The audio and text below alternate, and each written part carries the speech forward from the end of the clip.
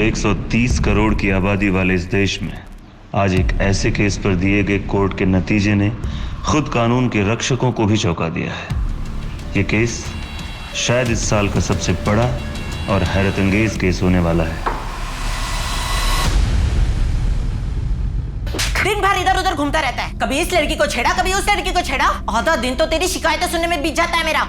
और ये क्या है? क्या है ये?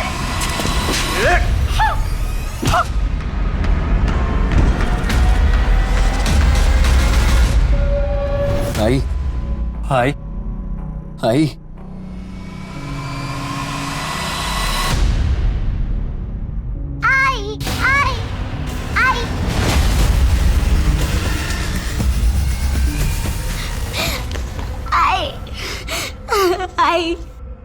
आई उठो ना, भाऊ बोलो नाई को क्या हुआ, भाऊ बोलो नाई को क्या हुआ, भाऊ बोलो ना। हाय फिसल के गिर गई।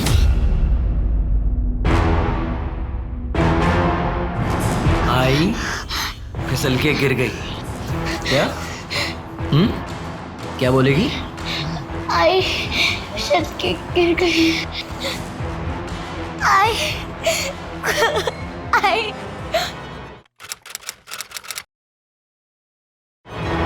हेलो बच्चों। Good morning, good morning. अच्छा, आज कुछ नया करते हैं, ठीक है? चेस खेले? हाँ। कौन खेलेगा पहले? रितु, आओ। रितु, क्या हुआ रितु? कृति दीदी के साथ चेस नहीं खेलना? हाँ?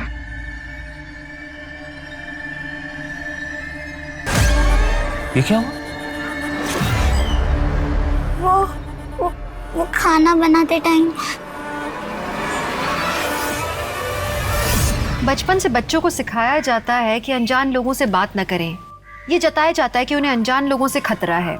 लेकिन आपको ये जानकर हैरानी होगी कि सेक्सुअल हरासमेंट के अधिकतर केसेस में जान पहचान के या घर के लोग दोषी निकलते हैं।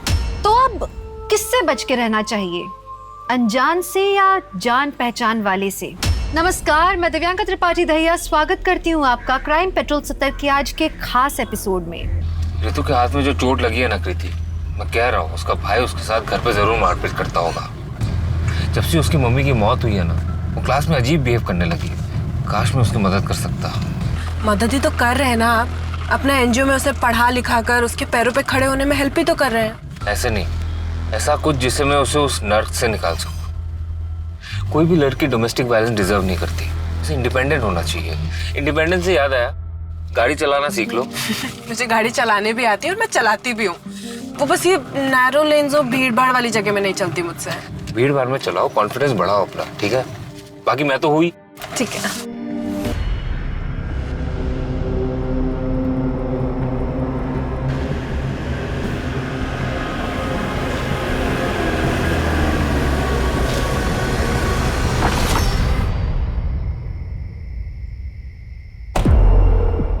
चलो बाय भैया। बाय।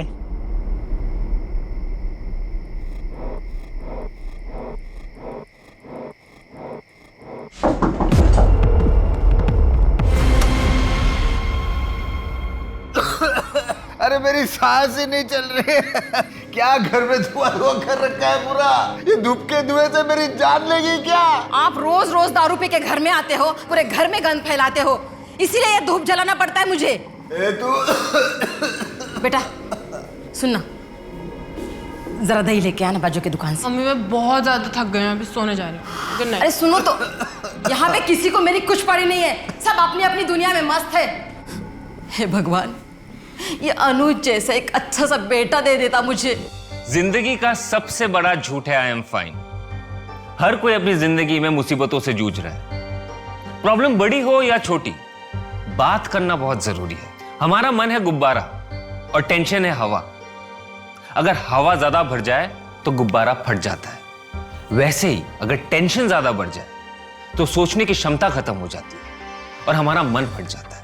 दोस्तों, अगर कभी भी आप अपने आप को अकेला महसूस करते हैं तो मैं आपका दोस्त अनुज आपके साथ हूं। मुझे कांटेक्ट करने के लिए मेरे सोशल मीडिया हैंडल पे कांटेक्ट करें। लिंक और डिटेल्स नीचे हैं। आप मुझे ईमेल भी कर सकते हैं, उसका भी डिटेल्स नीचे। आज के लिए मैं आपका दोस्त अनुज आपसे विदा लेता हूँ। Take care. ठीक है ना? हाँ बढ़िया। यार भूख लगी है, कुछ खा के आए? अच्छा लता, मैं चलता हूँ।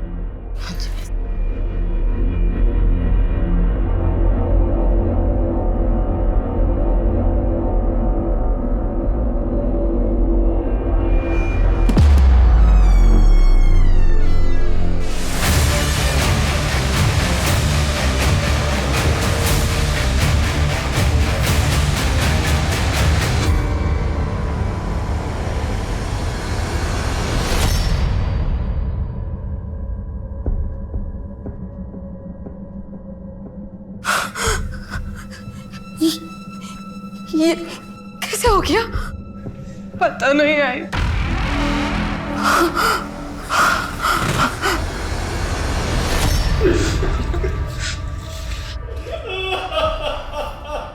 सर गैस खत्म हो गया था।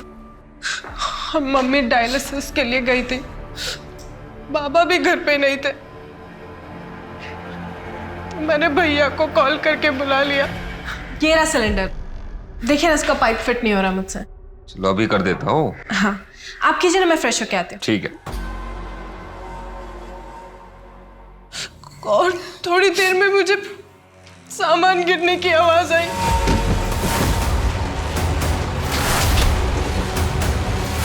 भैया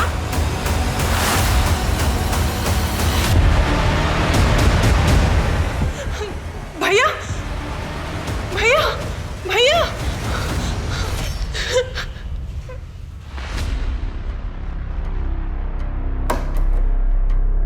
दरवाजा कब से खराब है?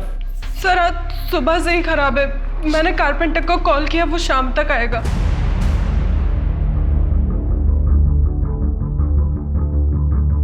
ये चाकू इसी घर का है? नहीं सर। आप हॉस्पिटल अकेली गई थी? नहीं, जेठ जी मेरे साथ आए थे। आपको किसी पर कोई शक? नहीं। कौन कर सकता है ये? पता नहीं। क्या हो रहा है यहाँ पे? हाँ? जाने दो। क्या हो रहा है यहाँ पे? एक मिनट रुकिए, आप कौन? सर ये मेरे बाबा है। और ये कौन है? अनुज। हाँ? भाई साहब? भाई साहब? कहाँ से आ रहे आप? हाँ, वो क्या बोलते हैं, वो बाजार से आ रहा हूँ मैं। भाई साहब? शिंदे, यहाँ आजू बाजू के लोगों से पूछताछ करो, शायद किसी ने किसी को अंदर आते हुए देखा हो। और सोसाइटी के वॉचमैन से भी पूछताछ करो, शायद उसने भी कुछ देखा हो। Right sir.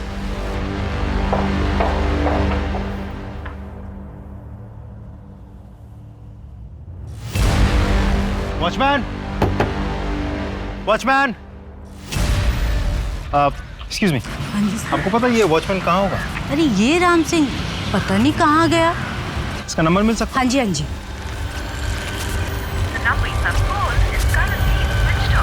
ये वॉचमैन का फोन ट्रैकिंग पे डालो और ऑन होते ही मुझे इन्फॉर्म करो, और उसकी बैंक डिटेल्स भी निकलवाओ, और उस पर नजर रखो कि वो कोई पैसे विड्रॉ करता है या नहीं। सर। और ये फिंगरप्रिंट्स लेने के लिए फॉरेंसिक डिपार्टमेंट कब आ रहा है? सर टीम पहुंचती ही होगी। सर अब तक हमने एक ही तरफ की कहानी सुनी है। क्या कीर्ति पे हम इतना भरोसा कर सकते हैं कि वो हमसे सच ही बोल रही है? शिंदे, फिलहाल तो कोई भी शक के दायरे से बाहर नहीं है, कीर्ति भी नहीं। कानून सिर्फ सबूत पर भरोसा करता है। एक काम करो, अनुज की कॉल डिटेल्स निकालो। सर मेरा ब्रोकर का काम है। अनुज मेरा बहुत अच्छा दोस्त था। अभी कुछ दिन पहले ही मेरे 2-3 घरों के लिए उसी ने किराएदार दिए थे। कमीशन तक नहीं ली सर मुझसे, हमेशा सबकी हेल्प करता था। उसकी कोई गर्लफ्रेंड थी? नहीं सर। कीर्ति और अनुज के बीच रिश्ता कैसा था? नॉर्मल था सर, एक नॉर्मल भाई बहन के बीच में जैसा बॉन्ड होता है वैसा ही था। सर बड़ी अच्छी लड़की है कीर्ति, कॉलेज से आकर मैथ्स पढ़ाती है मेरी बेटी को। बहुत अच्छे नंबर आए हैं इस बार एग्जाम में सर। लेकिन कीर्ति के पिता ओम है ना, वो एक नंबर का शराबी और बेवड़ा है। लेकिन अनुज, वो तो हीरा था, हीरा। वो एक एनजीओ चलाता था, कन्या विकास संस्था।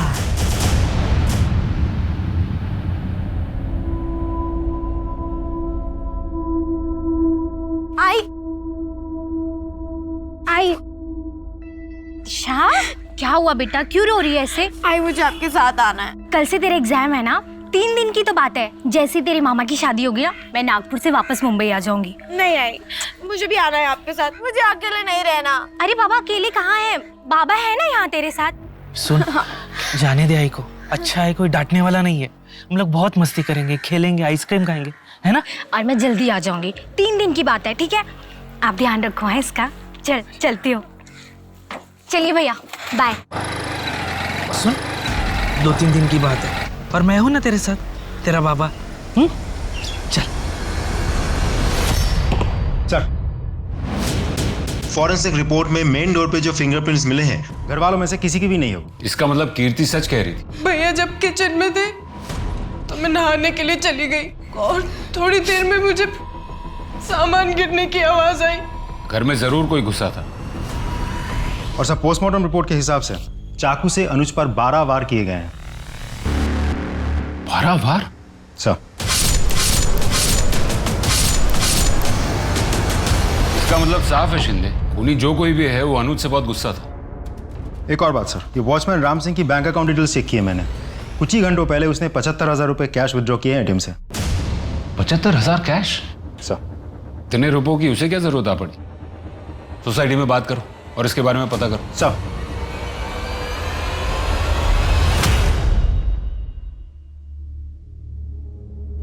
ताऊ जी, खाना।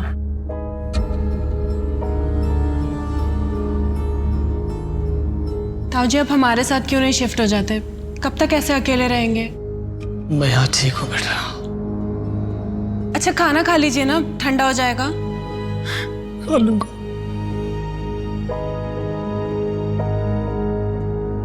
अनुज के साथ किसने किया होगा ये सब? तुम दोनों में तो एक दोस्ती जैसा रिश्ता था ना बेटा। शायद अनुज ने तुझे कभी बताया हो।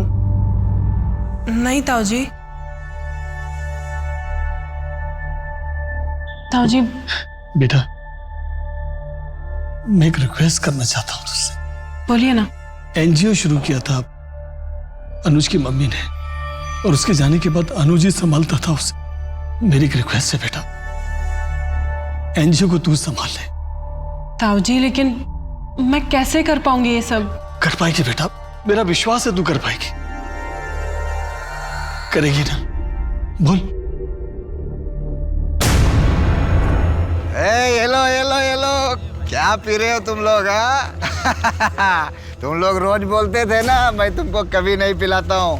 ये लो, आज मेरी तरफ से, वो भी अंग्रेजी वाली। ये मार, ये देख।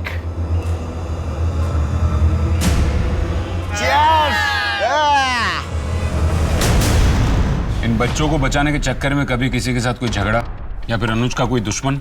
नहीं सर, अनुज सर का ऐसा कोई दुश्मन नहीं था। कहीं ऐसा तो नहीं कि हाल फिलहाल में कोई फोन कॉल, कोई धमकी या इससे पहले कुछ हुआ हो ऐसा कुछ? Thank you so much. भैया, इसमें ना हम सब ने आपके लिए कुछ लिखा है। ये ना मेरा बर्थडे का बेस्ट गिफ्ट है। Happy birthday to you. Thank you so much. Sir, thank you तो मैं आपसे कहना चाहती हूँ। इन बच्चों के फ्यूचर के लिए कितना कुछ कर रहे हैं आप।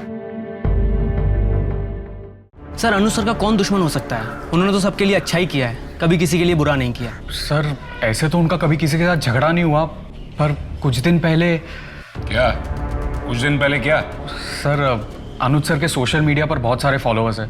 वो मोटिवेशनल वीडियोस बनाते हैं ना, तो अक्सर लोग ऑफिस में उनसे मिलने आया करते। उस दिन भी। आपकी वीडियोस ने तो मेरी जिंदगी ही बदल दी है। मुझे अपनी लाइफ के बारे में सोचने की इंस्पिरेशन आपके वीडियोस देखकर ही मिलती है। और फिर मुझे लगा कि मैं तो अपने पति से प्यार ही नहीं करती। क्या है ना, अरेंज मैरिज में प्यार होने के लिए थोड़ा सा वक्त लगता है। नहीं, ऐसा नहीं है। मैं तो उनसे डिवोर्स ले रही हूँ। अगर आप 100% श्योर है इस चीज़ को लेकर, मतलब डिवोर्स को लेकर, तो फिर आपको वही करना चाहिए जो आपको ठीक लगे। ये आपकी ज़िंदगी है।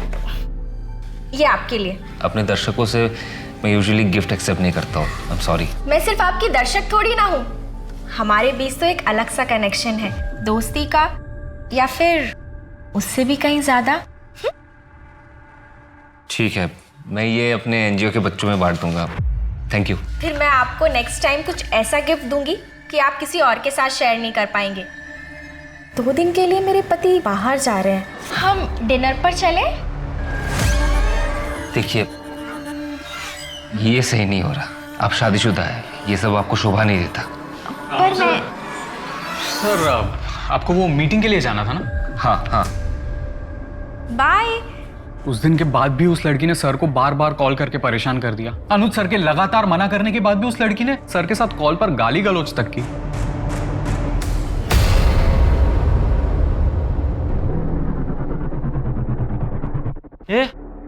ये कपड़े इतने गंदे कैसे हो गए? वो गाड़ी गई थी पास से, पूरा कीचड़ उछालते हुए चली गई। बदल ले कपड़े। हाँ। कहाँ जा रही है? कपड़े बदलने, कमरे में। अरे तो मेरे सामने बदलना कपड़े? मुझसे कैसी शर्म? रुक, मैं कपड़े देता हूँ मैं तुझे।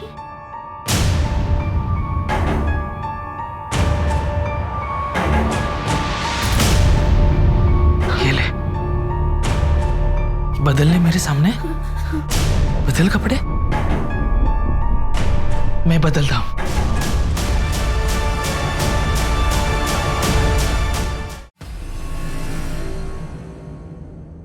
सर, उस वॉचमैन राम सिंह के बारे में कुछ पता चला है। इस आदमी को इससे पहले 3 नौकरियों से निकाला गया है। इसके झगड़ालू स्वभाव की वजह से ये कहीं भी जाता है, लड़ाई करता है, झगड़ा करता है। एक और बात सर, इसके खिलाफ एक पुलिस कंप्लेंट भी है। एक आदमी को बहुत बुरी तरह से पीटा था इसने।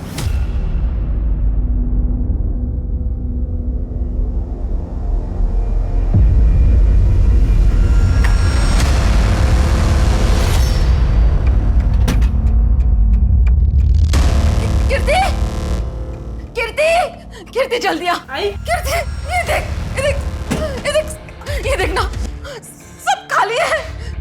पैसे नहीं, गहने नहीं, कुछ भी नहीं।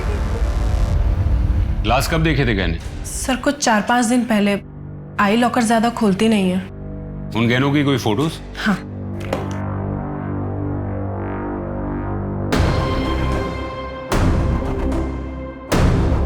सर ठीक है, आप लोग जा सकते हैं, हम इसके बारे में पता करते हैं। जी। सर, गहनों का गायब होना और अनुज के मर्डर के बीच कोई कनेक्शन तो नहीं है? हो सकता है शिंदे, एक काम करो, ये फोटोज आसपास की दुकानों में सर्कुलेट करो और उनसे कहो कि ये गहने अगर कोई बेचने आया है या आता है तो हमें तुरंत इन्फॉर्म करें। Right sir. मैं आपको बता नहीं सकता हूँ मुझे कितनी खुशी हो रही है आपको एनजीओ ज्वाइन करते हुए देखकर। मनु, एक बात बताओगे? ये डोमेस्टिक वायलेंस और अब्यूज से रेस्क्यू किए गए बच्चों को कहाँ लेकर जाया जाता है? उन्हें तो हम लड़कियों के शेल्टर होम्स में ही रखते हैं और वो हमारे एनजीओ के ही अंडर आते हैं।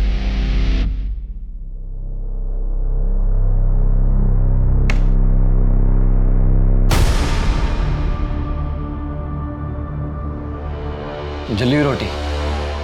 पिछली बार जो तुझे दर्द दिया था भूल गई क्या? जो आज फिर से मुझे जली हुई रोटी खिला रही है? देख, गेट पे कौन है?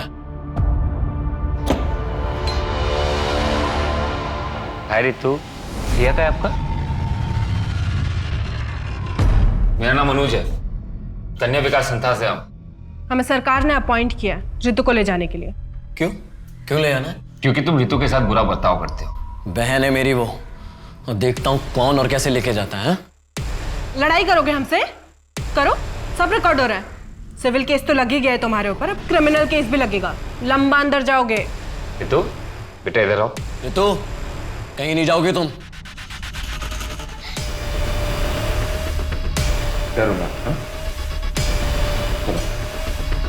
देख लूंगा तुम सबको। देखेगी तो पुलिस तुमको। कल आएगी तुम्हारी खातिरदारी करने।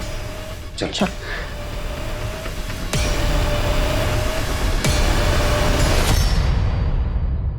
और ये शेल्टर होम्स कहाँ पर है? एक तो कोथरूड में है, दूसरा दापोली में।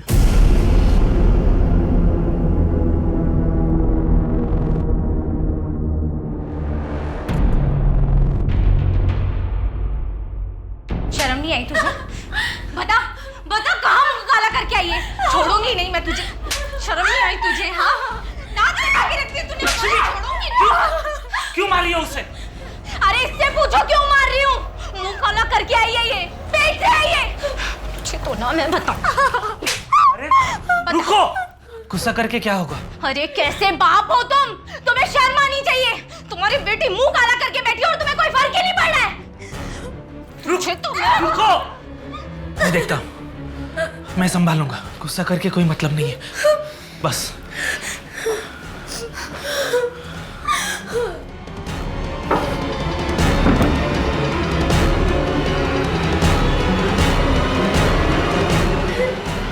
बेटा,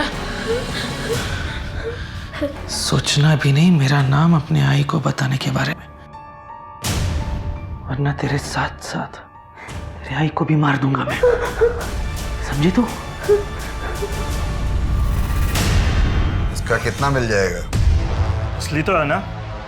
खुद ही देख लो। ठीक है, मैं चेक करके बताता हूँ। देखो देखो।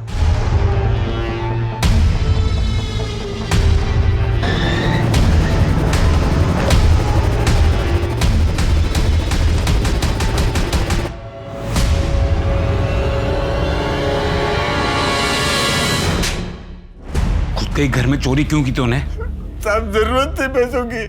मेरे घर में कोई सीधे मुंह बात तक नहीं करता है मुझसे। बड़े भैया भी पैसा ला करके लता के हाथ में देते हैं। तुझे दारू के लिए पैसों की जरूरत थी ना? हाँ थी ना। मैं दारू पीता हूँ तो मेरे को सब बुरा समझता है। हाँ हूँ बुरा साहब हूँ। कम से कम अनुज के जैसा दिखावा तो नहीं करता अच्छा होने का। क्या मतलब? मतलब उसका चक्कर चल रहा था। वो रेस्टोरेंट में लड़की के साथ हाथ में हाथ डाल के ऐसे बैठा था, देखा मैं उसको। अब की बात है ये गए रविवार की बात है साहब। गए रविवार? तो गए रविवार तो वैलेंटाइंस डे था। जी मैं कन्या विकास संस्थान से आई हूँ। आपके यहाँ पर एक लड़की आई होगी ऋतु, 30 जनवरी को। जी मैं चेक करके बताती हूँ।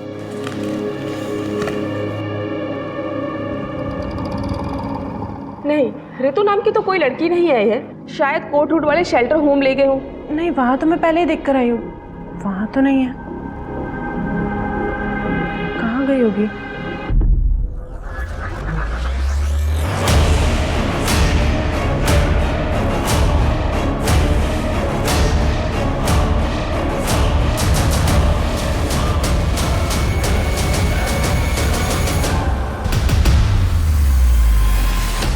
फरवरी का सीसीटीवी फुटेज दिखाओ। जी सर।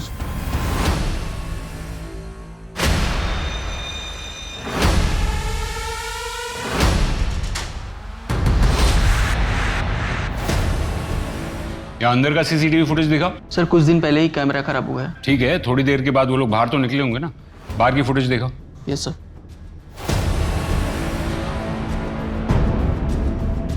रुको रुको रुको। तो ये फुटेज क्लियर नहीं है, जिसकी वजह से गाड़ी का नंबर नहीं दिख रहा। एक काम करो, इस फुटेज की क्वालिटी ठीक करने के लिए आईटी टीम को भेजो। इस लड़की का पता लगना बहुत जरूरी है। सब आगे चलो।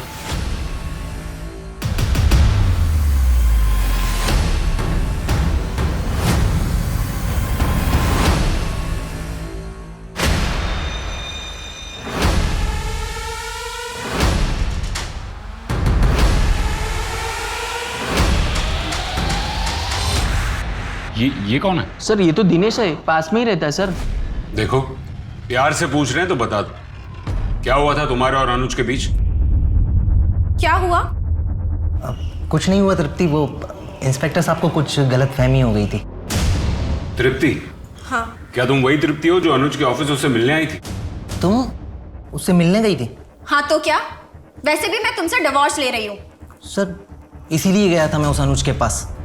सर उसने मेरी शादीशुदा जिंदगी को तबाह कर रखा है और उसी की वजह से ये मुझसे तलाक तक ले रही है। और इसीलिए तुम झगड़ने वहां पहुंचे थे? सर मैं परेशान हो चुकी हूँ इस आदमी से। अनुज ने पुलिस कंप्लेंट की है ना इसकी। अच्छा किया, ले जाइए इसे, डाल दीजिए जेल में। जेल में कोई ना कोई जाएगा, ये बात तो पक्की है, क्योंकि अनुज का मर्डर हो चुका है।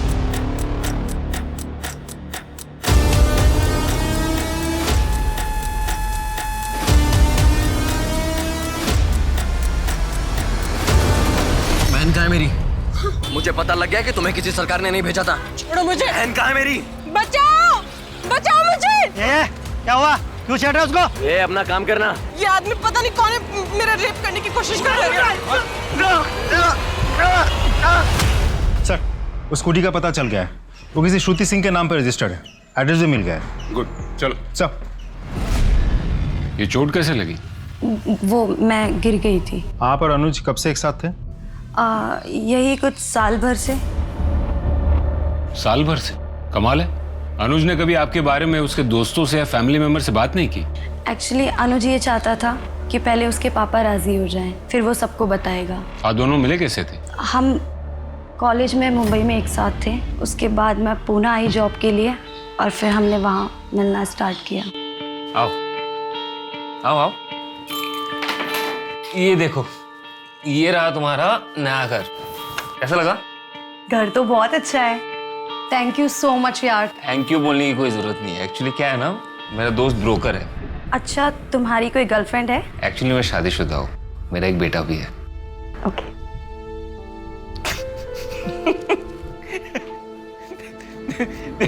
जैसे कॉलेज में थी ना, अभी भी वैसी हो। और तुम भी ना बिल्कुल वैसे ही हो, बिल्कुल नहीं बदले, बिल्कुल नहीं बदले। अनुज के कॉल डिटेल्स में हमें आपके नंबर की एंट्री नहीं दिखी, ऐसा क्यों? एक्चुअली हम कॉल पे ज़्यादा बात नहीं करते थे, ऑनलाइन चैटिंग पे बात करते थे। वैसे गिर कैसे गई थी आप? वो मैं जॉगिंग करते वक्त। सर बहुत ही अजीब रिश्ता था दोनों के बीच। फ़ोन पे एक दूसरे के साथ बात नहीं करते थे। 1 साल से एक साथ है, किसी को भनक तक नहीं लगी इस बात की। हाँ, अजीब तो है। सर, वॉचमैन राम सिंह ने छपरा के एक एटीएम से पैसे विथड्रॉ किए। छपरा में ही उसका परमानेंट एड्रेस भी है। बिहार पुलिस से कांटेक्ट करो और उनसे कहो कि उस लोकेशन पे रेड कर। Right sir.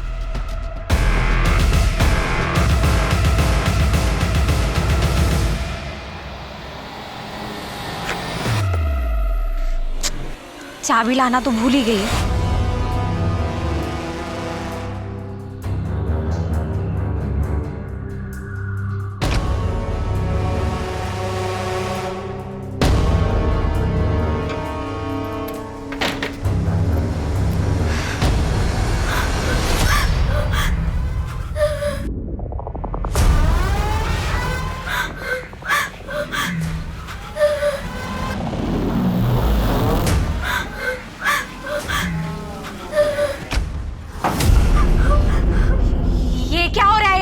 कुछ नहीं, वो बस वो फिसल गई थी, बाकी कुछ नहीं। बाकी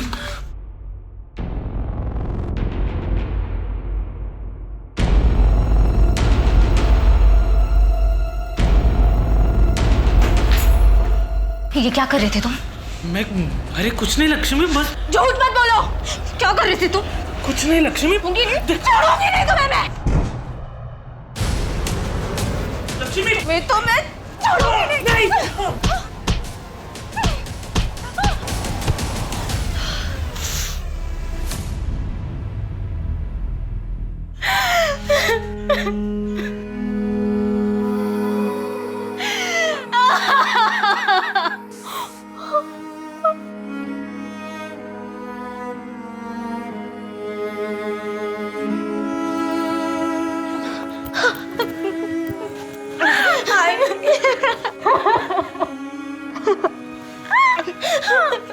मुझे माफ कर दे बेटा, तेरे साथ इतना सब होता है और मैं कुछ नहीं आई।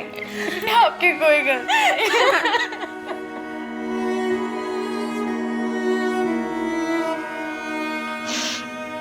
चल। कहाँ? Police station.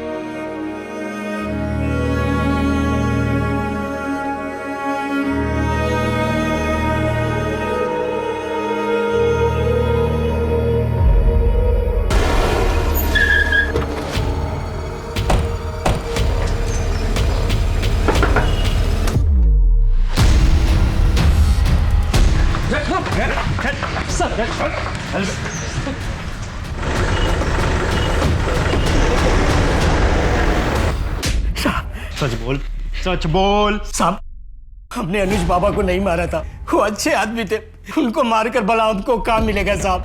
पुलिस से भाग क्यों रहा था? क्यों भाग रहा था? गरीब आदमी उठ डर गया था। पहले ही बिहार में एक केस चल रहा था हम पर, और पुणे में भी केस हो जाता तो हमको काम नहीं मिलता साहब। तूने खून किया ही नहीं तो खून होने के तुरंत बाद ही क्यों भागा तू? खबर फैलने से पहले तुझे पता चल गया कि मर्डर हुआ है। कैसे? तूने किया ही नहीं तो तुझे कैसे पता? वो क्या था कि पुलिस को हमने सोसाइटी में आते देख लिया और सोसाइटी में भी यही बातें हो रही थी, इसलिए भाग गया साहब। अचानक 75,000 रुपए निकालने की क्या जरूरत पड़ गई थी तुझे?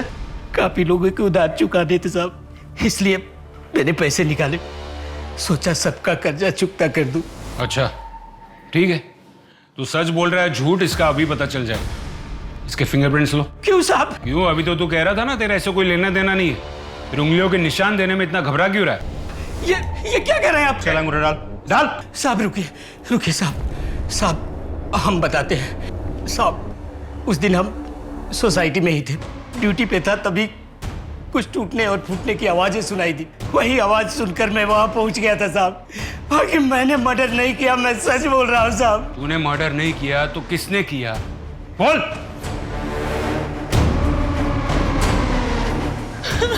क्या हुआ मैडम? मैडम ये कैसे हुआ?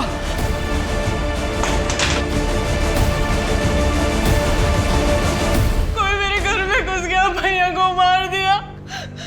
तुमने देखा क्या किसी को बाहर जाते हुए? नहीं मैडम, मैंने किसी को नहीं देखा। तुम झूठ मत बोलो, तुमने देखा होगा, तुम बाहर ही बैठे थे। मैडम मैं बिल्कुल सच बोल रहा हूँ, मैंने किसी को नहीं दिखाते हुए। इसलिए साहब हमने एटीएम से 75,000 रुपये निकाले और अपने गांव भाग गए, क्योंकि पहले से ही हमारा नाम पुलिस रिकॉर्ड्स में था और फिर से किसी केस में हमारा नाम ना आ जाए, इसलिए मैं यहाँ से भाग गया।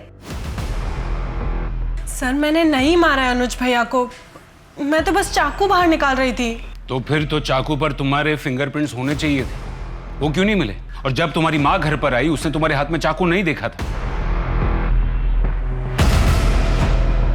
डर के मारे तुमने कपड़े से साफ करके फिंगरप्रिंट्स मिटा दिए।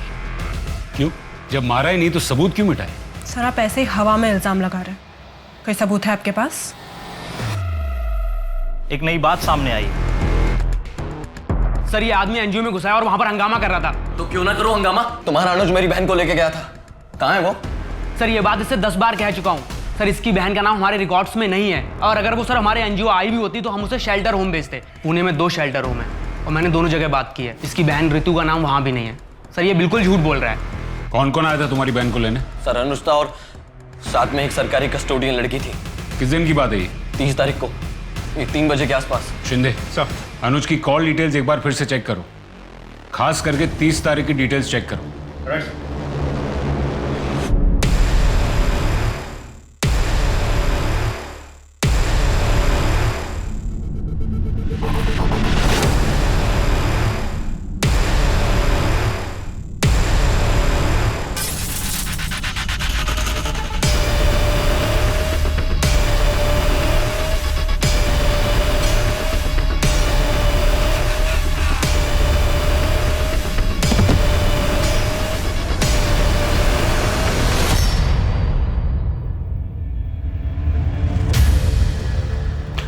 अनुज की कॉल डिटेल से हमें पता चलता है कि 30 तारीख को दोपहर 3:30 बजे के आसपास तुम्हारी उसके साथ बात हुई थी। क्या बात हुई थी? काफ़ी पुरानी बात है सर, मुझे ठीक से याद नहीं है। हम याद दिलाते हैं। किसी लड़की के बारे में बात हुई थी तुम्हारी? लड़की? हाँ सर, याद आया। मेरे पास काफ़ी खाली घरों की चाबियाँ पड़ी रहती हैं। उस दिन अनुज ने भी मुझसे एक घर की चाबी ली थी। हाँ हेलो पंकज, ये अंबिका नगर वाले घर की चाबी मिलेगी क्या? क्यों, पार्टी करनी है क्या तुझे वहाँ पे? अरे नहीं यार, कोई पार्टी वार्टी नहीं करना है, बस तू चाबी दे दे मुझे। अच्छा बच्चू, लड़की का चक्कर है। चल वही सही, दे दे चाबी अब। लेकिन 1 घंटे में चाबी वापस कर दी थी सर उसने मुझे। 1 घंटा काफी होता है उस चाबी की कॉपी बनाने के लिए। कहाँ है वो घर?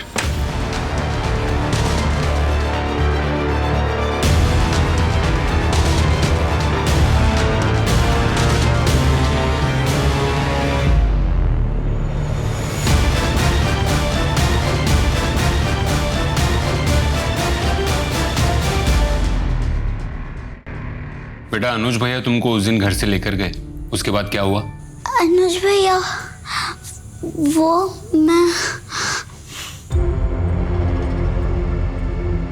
आओ आओ, शेल्टर होम मंडे को खुलेगा, तब तक तुम यहीं पे रहोगी, ठीक है? भैया इतने बड़े घर में मैं कभी नहीं रही। थैंक यू भैया। चलो तुम्हें घर दिखाता हूँ। हाँ। इस तरफ। अनुज भैया मेरा पूरा ख्याल रखते थे, अच्छे से खाना देते थे। अच्छा है, किसी भी चीज की जरूरत पड़े तो मुझे बताना, ठीक है? फिर उसके बाद क्या हुआ?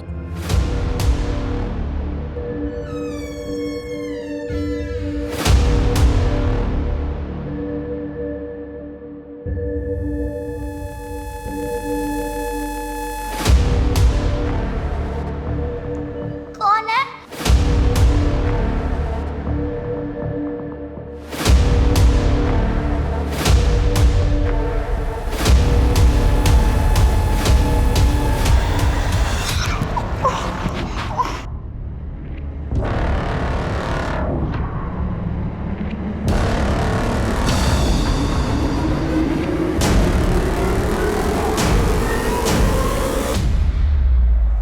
घबराओ मत, मैं ही तो हूं। मैंने तुम्हारे लिए इतना कुछ किया है, तुम मेरे लिए इतना तो कर ही सकती हो ना?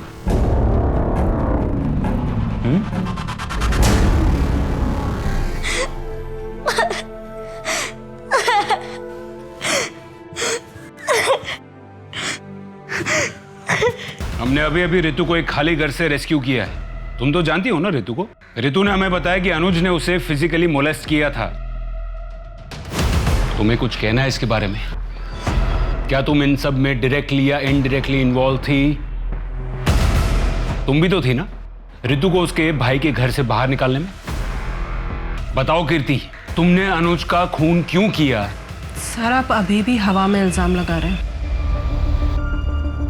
आपको पहले भी बोल चुके हैं, मैंने अनुज भैया को नहीं मारा है। बाकी अगर कोई सबूत है आपके पास तो दिखाइए। सबूत नहीं है, आई विटनेस है, जिसने तुम्हें मर्डर वेपन हाथ में पकड़े हुए देखा था और फिर तुमने उस वेपन पर से अपने फिंगरप्रिंट्स मिटा दिए। इसलिए सबूत न होने के कारण तुम पर मर्डर तो नहीं, लेकिन मर्डर वेपन के साथ छेड़छाड़ करने का केस तो बनता है। और जब तक ये केस कोर्ट में नहीं जाता तुमको यहीं रहना होगा।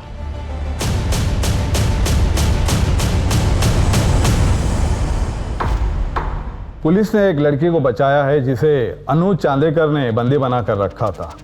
हो सकता है इसका इस केस से कोई वास्ता ना हो और ना ही मर्डर वेपन पर आपके फिंगरप्रिंट्स मिले हैं। लेकिन मिस कीर्ति चांदेकर, मर्डर वेपन हाथ में पकड़े हुए डेड बॉडी के पास आपको देखा है एक आई विटनेस ने। इस सफाई में आप कुछ कहना चाहेंगी? Not guilty. लेकिन उस दिन के बारे में मैं कुछ और बताना चाहती हूँ। बताइए उस दिन क्या हुआ था?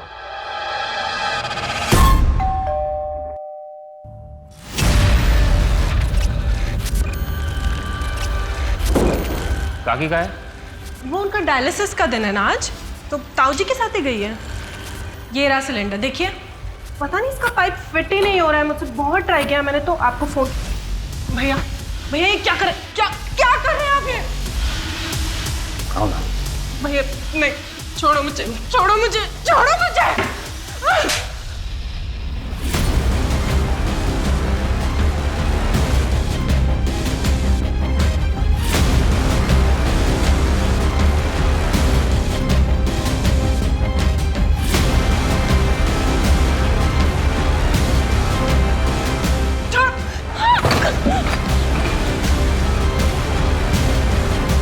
भैया प्लीज प्लीज मुझे जाने दो, प्लीज छोड़ दो। क्या हो गया तुझे? हाँ? क्यों भाग रहे हैं मुझसे? हाँ? भैया नहीं नहीं, छोड़ो, पास आ। छोड़ो मुझे, छोड़ो मुझे।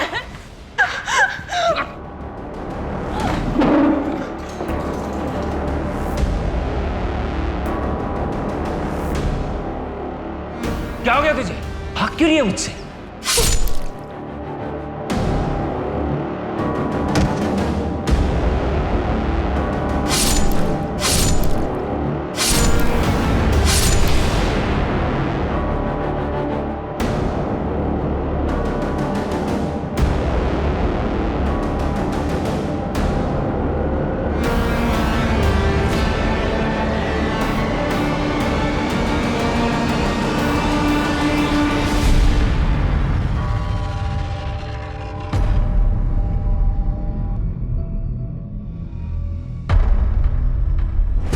कमाल है, हम उसे पूछते रहे तब वो यही कहती रही कि उसने अनुज का खून नहीं किया। अब यहाँ कोर्ट में उसने सब कबूल कर लिया। पता नहीं कीर्ति ऐसा क्यों बोल रही है। मेरा बेटा अनुज कभी भी ऐसा नहीं कर सकता। सिर्फ कीर्ति नहीं, अनुज भी कितना शरीफ है इस बात को साबित करने के लिए एक और सबूत है हमारे पास। मतलब? एक लड़की की ऐसी हालत है कि वो हॉस्पिटल में है, तो दूसरी बदनामी के डर से इतनी सहम गई है कि अब भी अनुज के मरने के बाद भी वो लोगों से यही कहती है कि वो अनुज की गर्लफ्रेंड थी, जबकि हकीकत ये है कि वो भी कीर्ति की ही तरह अनुज की दरिंदगी का शिकार थी। नहीं नहीं, ये क्या बात करें इंस्पेक्टर साहब आप। अनुज बहुत अच्छा लड़का था, कीर्ति का इतना ख्याल करता था। कीर्ति का क्या, हम सबका ख्याल रखता था। अनुज तो अनजाने लोगों की भी मदद किया करता था। कीर्ति झूठ बोल रही है। कमाल है, आप कीर्ति की माँ है, वो कह रही है कि उसके ऊपर रेप अटेम्प्ट हुआ है और आपको उसकी बात पर यकीन नहीं। क्यों? क्योंकि हमें कीर्ति से ज्यादा अनुज पे विश्वास था। कीर्ति की झूठ बोलने की आदत से हम परेशान हो चुके थे। कॉलेज जाने वाली छोटी छोटी बातों को लेके भी वो झूठ बोला करती थी हमसे। देखिए, बच्चे तो ऐसी बातों में अक्सर झूठ बोल ही देते हैं, इसका मतलब ये नहीं कि वो अब भी झूठ बोल रही हो। लेकिन ये एक बार नहीं, कई बार हो चुका है इंस्पेक्टर साहब। एक बार हमारे घर में एक मजदूर आया था, उससे लोगों से उसने ये कहकर पिटवाया कि वो उसे घूर रहा है। आप ही बताइए, कीर्ति की बातों पे विश्वास कैसे करें? लगभग 1 महीने से ज्यादा ये केस कोर्ट में अटका रहा। जब बात रेप की होती है, मॉलेस्टेशन की होती है, तो समाज की सोच ही उलट जाती है। जहां किसी और केस में गुनहगार से सवाल किए जाते हैं, वहीं जब बात हो रेप की तो उस पीड़ित औरत से सवाल किए जाने लगते हैं। उल्टा उस लड़की पर ही दोष लगने लगते हैं कि उसने कुछ किया होगा, उसने उकसाया होगा, गलत कपड़े पहने होंगे, गलत टाइम पर घर से निकली होगी, वगैरह वगैरह।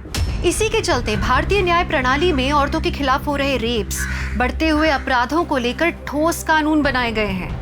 लेकिन कई बार लोग इन्हीं कानूनों का गलत इस्तेमाल करते हैं, जिससे सही और गलत में अंतर करना मुश्किल हो जाता है। लेकिन यहाँ सवाल ये उठता है कि क्या कीर्ति वैसी थी जो झूठ का सहारा लेकर अनुज को बदनाम कर रही थी? आप ये कह रहे हैं कि अनूप चांदेकर काफी सालों से आप पर रेप करते आए हैं? जी सर। सर, मैं 13 साल की थी, तब से वो ये सब करते आए मेरे साथ। मेरा 13th बर्थडे था, तब उन्होंने सबसे पहले। भैया, हम कहाँ जा रहे हैं? भैया भैया रुको ना, कहाँ जा रहे हैं हम? बोलो ना।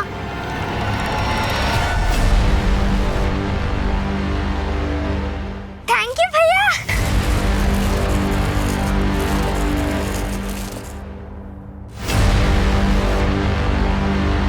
बहुत सुंदर है। पहन के दिखा। घर पहुंच के। नहीं, अभी यही। नहीं छोड़ो भैया, दुख है। जैसा मैंने कहा, अगर वैसा नहीं किया तो इससे ज्यादा दर्द होगा।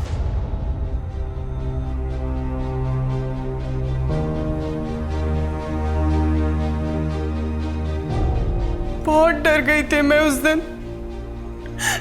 अगले 4 साल तक वो बार बार मेरा रेप करते रहे।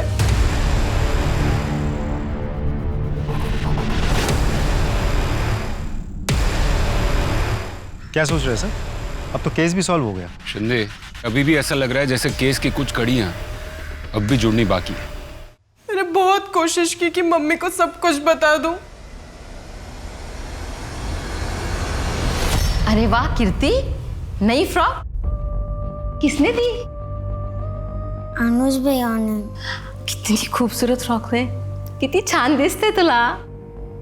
लेकिन इतनी गंदी कैसे हो गई है? वो अनुज भैया ने कहा सामने पहनने के लिए। ठीक है, एक गंदी हो गई ना फ्रॉक, जाके बदली कर दे। हाँ?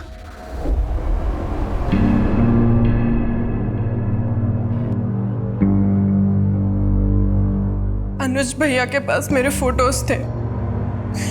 अगर ये बात मैं किसी को भी बताती तो वो फोटोज ऑनलाइन डाल देते।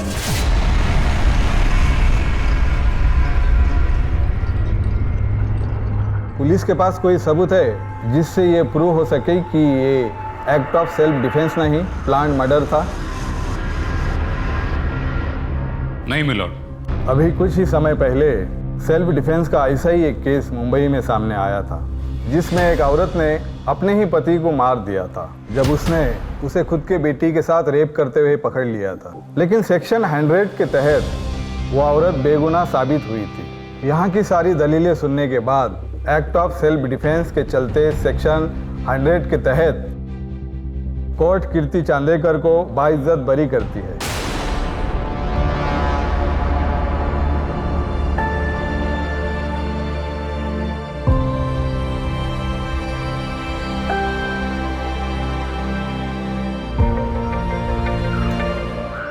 क्या सोच रहे हैं सर?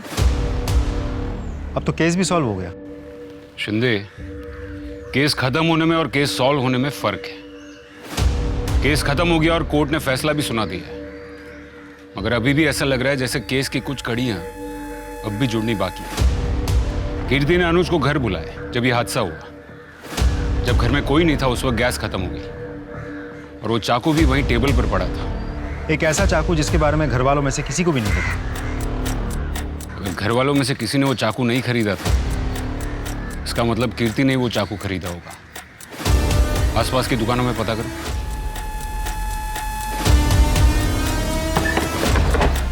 साहब कुछ याद नहीं, कौन और कब ले गया था? फोटो चेक कीजिए।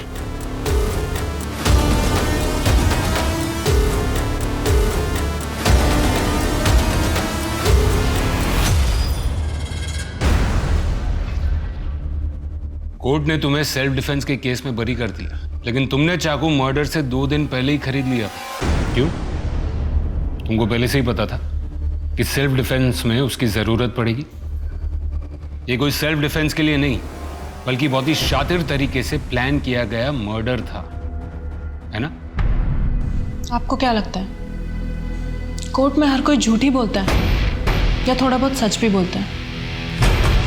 बचपन से मेरे साथ रेप होने वाली बात एकदम सच है। मतलब तुमने जो भी किया वो बदले की भावना से किया। लेकिन एक बात समझ में नहीं आई, अगर तुमको अनुज को मारना ही था तो इतने सालों के बाद क्यों मारा? एक बात बताइए, अगर आपके साथ कभी कुछ बुरा हुआ हो, क्या आप चाहेंगे किसी और के साथ भी वैसा हो? ये किसके लिए है? रितु के लिए, नई जिंदगी की जो शुरुआत कर रही है। अच्छा, आप शेल्टर होम में जा रहे हैं ना? मैं भी चलूं आपके साथ? अरे नहीं, वो ज्यादा लोगों से मिलने नहीं देते उसे। इतना जो सहा है उसने अभी। कौन से शेल्टर होम में है वो? जहाँ पे भी है खुश है। तुम जान के क्या करोगे? रितु के साथ वो सब ना हो जो मेरे साथ हो रहा था। उस दिन अनुज के साथ रितु के घर मैं ही गई थी। मुझे लग रहा था मैं उसकी मदद कर रही हूँ, लेकिन जब मैंने वो फ्रॉक देखी तब मैं समझ गई कि रितु खतरे में है। रितु के साथ मैं ऐसा कुछ भी नहीं होने दे सकती थी जो मेरे साथ हुआ है। लेकिन एक बात तो तय है कि तुमने मर्डर किया है, एक प्लान्ड मर्डर। आपको जो सोचना है आप सोच सकते हैं।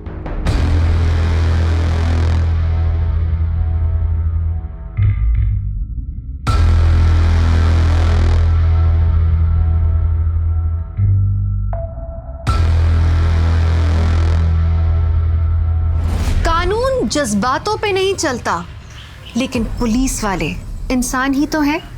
सही और गलत में वो फर्क साफ देख सकते हैं। कीर्ति ने खून किया, लेकिन उसके पीछे उसका इंटेंशन किसी की जान बचाने का था, सेल्फ डिफेंस नहीं, लेकिन डिफेंस तो था। अनुज जैसे दरिंदे अपने नापाक इरादे को पूरा करने के लिए हमेशा मौके की तलाश में रहते हैं, लेकिन हमें उनसे सतर्क रहना चाहिए। कानून के दायरे में रहते हुए हमें सही कदम उठाना चाहिए। अपने हो या पराये, आप सबसे सुरक्षित रहिए, अपना ख्याल रखिए। इसी के साथ मैं दिव्यांका त्रिपाठी दहिया लेती हूँ आपसे विदा। फिर मिलूंगी अगले केस के साथ। आप देखते रहिए क्राइम पेट्रोल सतर्क। जय हिंद।